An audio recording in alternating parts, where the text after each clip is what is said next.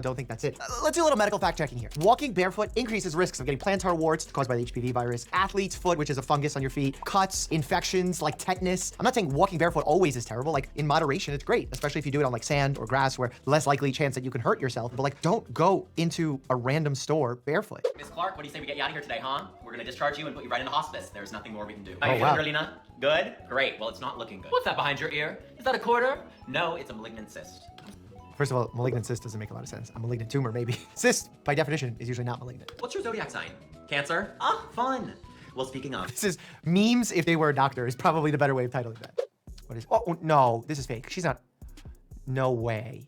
I hope, no, don't do this without dental supervision. This is so bad. The reason this is so bad is that your teeth are covered by enamel, and damaging enamel is permanent. It doesn't grow back. It's not like getting a bad haircut and like trying to cut your own hair and then it regrows. This actually reminds me of one of the episodes where one of the addictions that someone had was chewing on nail files. And we talked about how dangerous that could be. And this is obviously a more aggressive form of that. I think HPV is a little bit of a scam. I always find it interesting when people say like a disease is a scam. I am ecstatic to hear more. I think the doctors are like, oh, every woman gets a strand, and it's just like another thing that makes women scared to have sex. Because it's such a riddle. Like, they'll be like, guys can't be tested on them. Oh, you have one of the 100. I find it interesting when people say like a disease is a scam. I am ecstatic to hear more. I think the doctors are like, oh, every woman gets a strand, and it's just like another thing that makes women scared to have sex. Because it's such a riddle. Like, they'll be like, guys can't be tested on them. Oh, you have one of the hundreds of strands, but that one's not cancerous. That one is. Oh, wait, now it washed out. And it's like, what the hell is this? It didn't wash out. You can clear it, meaning that you have a virus and you can get rid of it. There are certain strains that are considered high-risk strains because we've seen that if you get this strain, the likelihood of you getting cervical cancer goes up. I want to tell you from the bottom of my heart that I need you to believe in HPV. By the way, the one thing about her statement that I do kind of vibe with, if you will, is the fact that men can't be tested. I think that needs to be improved, especially when it comes to like oral HPV, because it can increase risk of head, neck, and throat cancers. I would hope to see that in the next few years we make advancements on this. But getting the Gardasil vaccine helps protect you from these types of cancer. It's one of the rare vaccines that actually can prevent cancer. Literally, by preventing you getting HPV, you could prevent or decrease the risk of you getting a cancer, cervical cancer that is. POV wondering why they teach us the Pythagorean theorem and not what we can make our own antibiotic with. What? You know why? Because when you're in your house and you're measuring dimensions for your triangular rug, you're gonna be happy you knew about the Pythagorean theorem. But if you need an antibiotic, you come see me in the office and we figure out if you actually need it. And if you do, Walgreens, CVS, whichever brand name pharmacy, or you wanna go to your local one, great. They'll make the antibiotic for you, so you don't need to make potions. You may have seen the video, fighting with my boys. Oh God, oh no. Tore a bicep tendon head. Oh, do you know what increases? You may have seen the video, fighting with my boys. Oh God, oh no. Tore a bicep tendon head. Oh, do you know what increases your risk of tearing bicep? Steroids. Which, when we fact check Liver King's initial video, I did not want to make accusations, but I said I have suspicions that it's not fully natural. That was a nice way of putting it. And then he made a video saying that he was on it and now he's quitting because he felt it was disingenuous. And now he's back on because he missed it. And you know, everyone's entitled to their own choices, but I would not say it's healthy. I've been told it requires surgical intervention, but I'm the Liver King, so I just tell my bicep to heal and it listens. Okay, no, that's not how it works. It's not gonna magically find its way home. Where to? Home. I'm going home.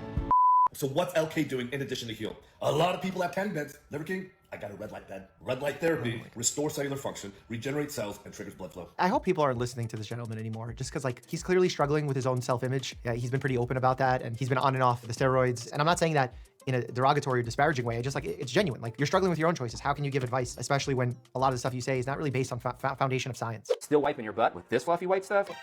Isn't it called toilet paper? Toilet paper, canceled. Why? Making your favorite TP white, fluffy, and soft takes a cocktail of toxic chemicals. This is like California Prop 65, where there's a sign that says everything causes cancer. Many companies use a toxic chemical formaldehyde to strengthen their paper, which is not only linked to cancer, but can cause severe irritation to your lady parts when you wipe. There's a very simple saying in toxicology. It's the dose that makes the poison, and where this not only linked to cancer, but can cause severe irritation to your lady parts when you wipe. There's a very simple saying in toxicology. It's the dose that makes the poison, and where the substance appears and how it enters your body makes the poison. So the fact that there was a presence of some chemical at some point on some object that you're rubbing your butt with does not mean that it's directly causing harm. It's like, that's an exaggerated state of things. These chemicals are linked to thyroid disease, infertility issues, and much more. Any chemical can be linked with any medical problem. Water can be linked with drowning, electrolyte disturbances. But at the same time, without it, you can die. Do you see how medicine is a balance? And anytime you say some extreme-ish, you can get a lot of views, but the IQ does not grow with the views.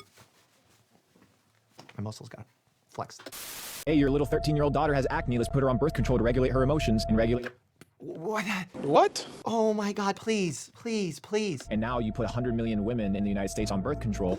Oh man. You have 100 million women urinating highly estrogenated urine into the water supply, and water is just a recycled commodity. But the treatment plants, they don't treat for estrogen, neither do they treat for testosterone. So now you have all these feminized men drinking this tap water, and you're asking, oh my God, please, please, please. And now you put 100 million women in the United States on birth control. Oh man. You have 100 million women urinating highly estrogenated urine into the water supply, and water is just a recycled commodity. But the treatment plants, they don't treat for estrogen, neither do they treat for testosterone. So now you have all these feminized men drinking this tap water, and you're asking why Alex Jones is realizing that the frogs are gay. This is why I haven't had any gym gains. Because women on birth control are peeing in the ocean or something, and the fish are becoming effeminate. I hate to laugh and make this not as educational as I wish, but I mean, a great theory, bro. Maybe go to medical school and see if peeing in the ocean or something, and the fish are becoming effeminate. I hate to laugh and make this not as educational as I wish, but I mean, a great theory, bro. Maybe go to medical school and see if that's a reality before you start saying it on podcasts. Before people would get mad and say like, hey, if you have like this wonderful theory, you should probably go test it. But now it's like, if you say it with the correct background music on TikTok with the right captions, you might change some minds, which is really, really scary to me. Stop eating eggs. Why is nobody talking about how detrimental eggs are for our health? Oh my God, this is already feeling so accurate. Basically, your morning oatmeal is robbing you of nutrients. Oh my God, Paul Saladino. Throw the white. Oh, country! Oh my God, I'm fainting in the chair. Put it out of sight. Stop eating fruit immediately. Eating too much fruit is the cause of diabetes. Oh yeah, this is reminding me of my grape short that's gone viral like 35 times because Gundry hates grapes. This is how low I'm gonna be for the rest of this because I'm fading. There is a study that shows that consuming anything, any meal, any food, increases rates of colon cancer. You know what also increases rates of colon cancer? Being alive, being a certain age. I'm getting fatigued in the battle against misinformation. I got fatigued in my fight against Chris Avila, but I'm getting fatigued here too. I lasted more rounds here.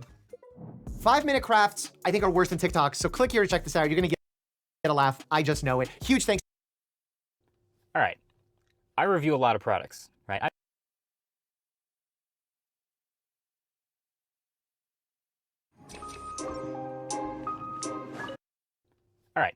I review a lot of products, right? I've talked about hundreds, maybe thousands of products at this point, but as many videos as I've made about products, there are way more products out there in the world that exist. So the process of selecting which products to even review in the first place is like an art form to itself. Most products are just meh, they're fine. Like they exist, they get made, they're fine, whatever. So they have to reach a certain level of interest or being really good to even be considered for a review, or sometimes really, really bad. So there's been a lot of interesting discourse lately on this topic. There will be, some negative reviews, and then a company will eventually go out of business, and then the internet poses the question, do bad reviews kill companies? Do bad reviews kill companies? Or do bad products kill companies? I do have a lot of thoughts. So two of the biggest examples that have been pointed to, especially on Twitter, were the Fisker Ocean review that I did and the Humane AI pin from a couple days ago. So the Fisker saga was pretty well documented, but in case you missed it, I reviewed a car, I had a pretty horrible experience with it, documented it, published the review on the autofocus channel, and then a few months later, the entire company appears to be on life support, like likely filing for bankruptcy soon, and now this startup, Humane, they dropped their first product, this pin, I review it, it's not super positive, a lot of people are saying the same thing, and I don't even think Humane is going anywhere, by the way, but I think there is some pretty simple logic we can use to decipher what the real danger is to these companies, which is, do you still get a bunch of negative reviews and then die as a company if the product is actually really good? But let's back up for a second. What is a review? A little pet peeve of mine is I think people misuse or overuse that word a lot, but a review is just somebody uses the product and then just delivers their impressions on whether they think it's any good or not, how well it actually worked, and if their honest opinion is if it's good, then that's the review. If it's bad, that's the review. That's basically it.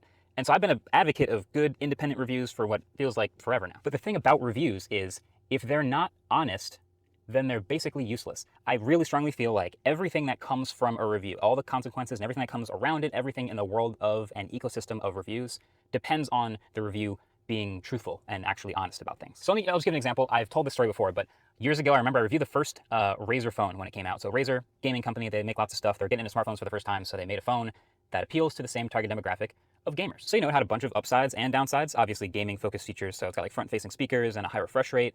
The battery was pretty big, but I reviewed the first Razer phone when it came out. So Razer, gaming company, they make lots of stuff. They're getting into smartphones for the first time, so they made a phone that appeals to the same target demographic of gamers. So it had a bunch of upsides and downsides. Obviously gaming-focused features, so it's got like front-facing speakers and a high refresh rate. The battery was pretty big, but also the camera was weak. And I remember the vibration motor was horrible. And I remember calling it out. I remember saying this. Also, the vibration motor in this phone, trash. Straight trash. I'm gonna call myself so you can hear this.